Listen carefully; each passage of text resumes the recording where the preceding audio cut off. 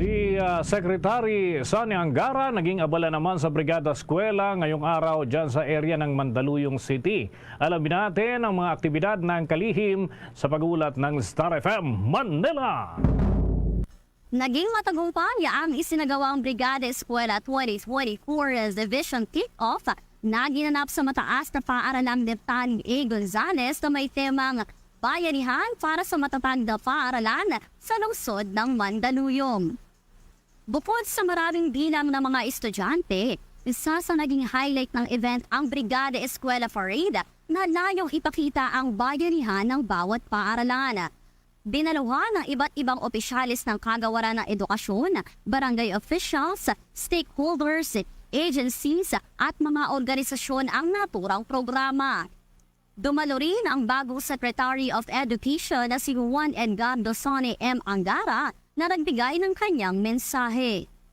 Pakita ko sa inyo na talagang ang Pangulo nyo, ang inyong departamento ay nakikinig sa mga teachers natin, sa mga hinahing mga teachers. At over time, syempre, lalalim ang ating relasyon, lalalim ang ating ugnayan at gaganda at palagay ko ang sistema ng ating edukasyon sa tulong po ninyong lahat. Magpakitang gilas din tayo sa mga darating na mga araw. At asahan niyo po ang suporta ng DepEd. So maraming salamat kayo. Mabuhay po kayong lahat. God bless po.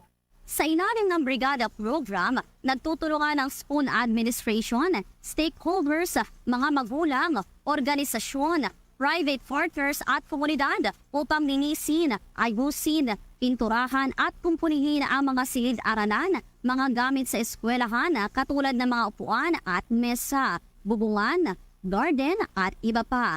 Bago pa man ang pagbubukas ng panibagong school year. Ngayong taon, nakatakda ang pagbubukas ng klase sa July 29, mas maaga kaysa sa dating Agosto dahil na rin sa adjustment sa school calendar ng bansa.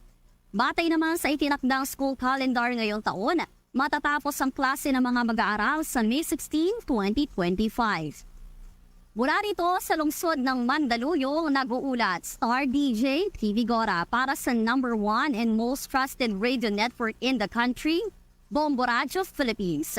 Basta Radio, Bombo!